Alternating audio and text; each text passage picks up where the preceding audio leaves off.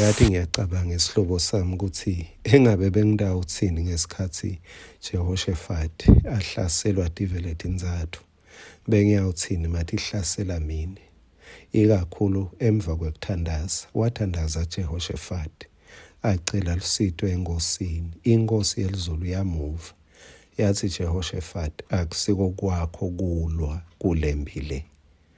Mina bengidawuthi lo ntambama ngathi hayi uNkulunkulu akangiva kahle, akaboni kahle. Kepha Jehoshaphat walalela wancoba ngekungalwi.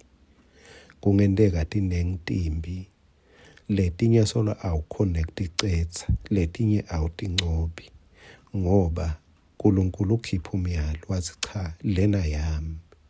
Manje mangabe solo awuyincobi uNkulunkulu uthi hayi chubeka ngoba mina bengifuna kukusita kepha ulwalile lusito lwami. Ungalwi la uNkulunkulu athite ungalwi khona utawuncoba kanjalo.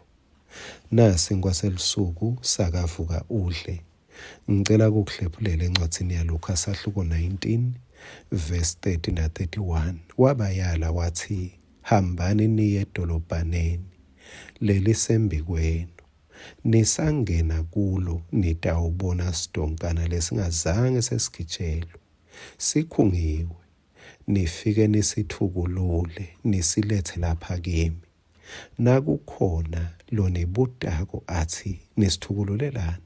Nibomtshela nithi inkosi iyasidinga. Bafunzi bahamba. Azange babude ukuthi sitawubachazela sithini sithi usitsingelani. Kepha bahamba ngalelo livi lelithi inkosi iyasidinga.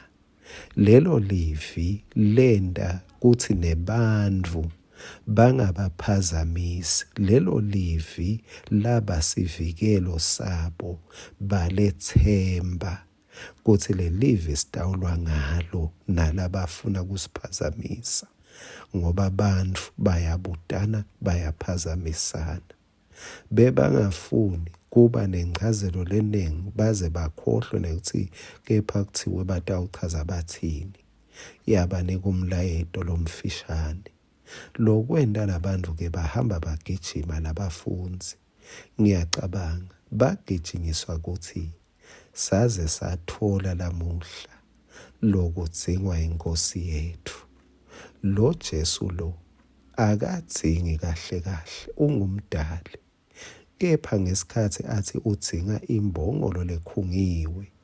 Phela bekangayidala imbongolo. Aqhamuke ngemnyuzi welihashi lelikhulu kunalesidonkana. Kepha labafunzi bajabula kuthunywa. Bajabula ukuthi inkosi bacelile. Lo ngadzingi lutho umdala ubacelile. Yesihlobo sami ngiyakuhlebela lamuhla. Ake uthathe lokufunwa inkosi kube injabulo yakho. Ake uthathe ngekuthi ngaze ngakuthola lokufunwa nguJesu lakudzingako.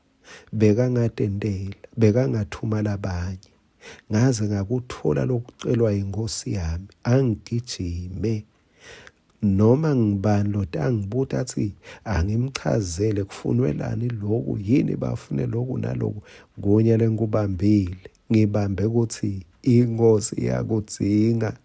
Akube injabulo yakho lokudzingwa inkosi yakho yelizulu. Akube ngemandla akho lokudzingwa inkosi yelizulu.